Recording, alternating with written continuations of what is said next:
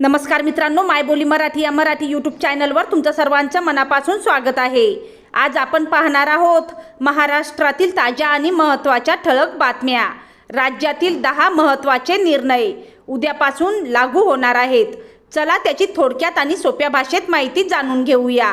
Video आवडला तर like करा आणि अशाच अपडेट्ससाठी मायबोली या मराठी यूट्यूब चॅनलला सबस्क्राईब करा। तर चला सविस्तर बातम्या जाणून घेऊया। तर बघा, पहिली सर्वात मोठी आणि महत्त्वाची बातमी। ही बातमी सर्वसामान्यांसाठी खूप महत्त्वाची आहे। राज्य सरकारने सामान्य नागरिकांच्या आरोग्यासाठी एक अत्यंत महत्त्वाचे पाऊल उचलले आहे। आता महात्मा ज्योतिराव फुले जन आरोग्य आणि आयुष्मान भारत या एकत्रित योजनेअंतर्गत 5 लाख रुपयांपेक्षा जास्त खर्च होणाऱ्या जटिल अवयव प्रत्यारोपण शस्त्रक्रियांचा खर्च सरकार स्वतः उचलणार आहे। त्यामुळे एकत्रित योजनेअंतर्गत रुग्णांना लाभ मिळणार असून आता अनेक जटिल शस्त्रक्रियाही मोफत होणार आहेत।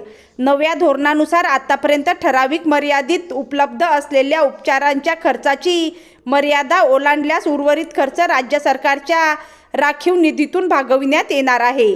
विशेषतः दुर्मिळ आजार व अवयव प्रत्यारोपण शस्त्रक्रिया अत्यंत खर्चिक असल्याने अनेक रुग्ण उपचारापासून वंचित राहत होते। आता या निर्णयामुळे त्यांना जीवनदान मिळण्याची शक्यता वाढली आहे।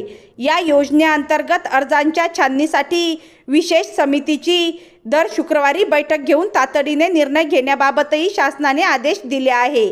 त्या अनुषंगाने कारवाई करण्यात येत आहे। त्यानंतरची सर्वात मोठी आणि महत्त्वाची बातमी। राज्यात 1 मे पासून म्हणजेच आजपासून राष्ट्रीय जनगणनेच्या पहिल्या टप्प्याला सुरुवात होत असून यावेळी प्रथमच स्वगणनाचा पर्याय नागरिकांसाठी उपलब्ध करण्यात आला आहे।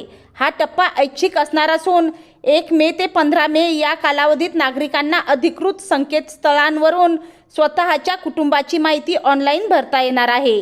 राज्याच्या मुख्य प्रधान जनगणना अधिकारी डॉक्टर निरुपमा डांगे यांनी गुरुवारी ही माहिती दिली आहे।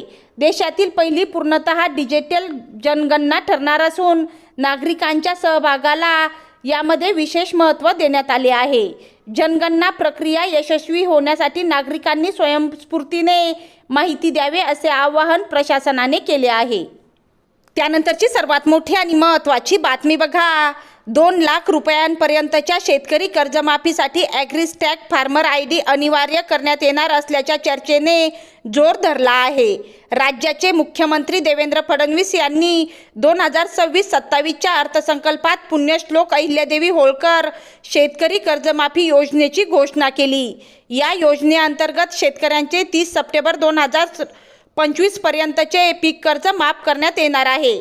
तर नियमित कर्जाची परतफेड करणाऱ्या शेतकऱ्यांना प्रोत्साहनपर 50,000 रुपये अनुदान देण्यात येणार आहे।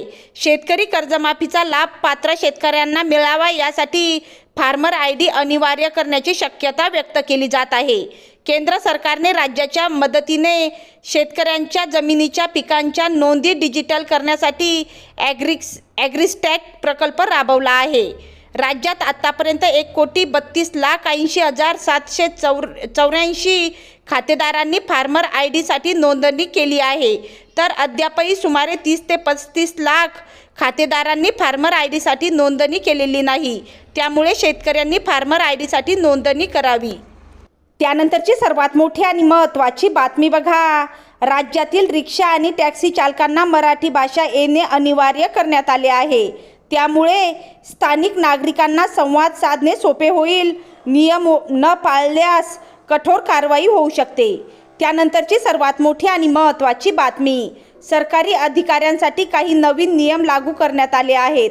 आता चौकशी सुरू असलेल्या किंवा दोषी ठरलेल्या व्यक्तींना विशेष सन्मान देण्याची सक्ती राहणार नाही। या निर्णयामुळे प्रशासनात पारदर्शकता वाढेल अशी अपेक्षा आहे। त्यानंतरची सर्वात मोठी आणि महत्त्वाची बातमी बघा। राज्यात काही भागामध्ये आजपासून जनगणनेच्या प्रक्रियेला सुरुवात झाली आहे।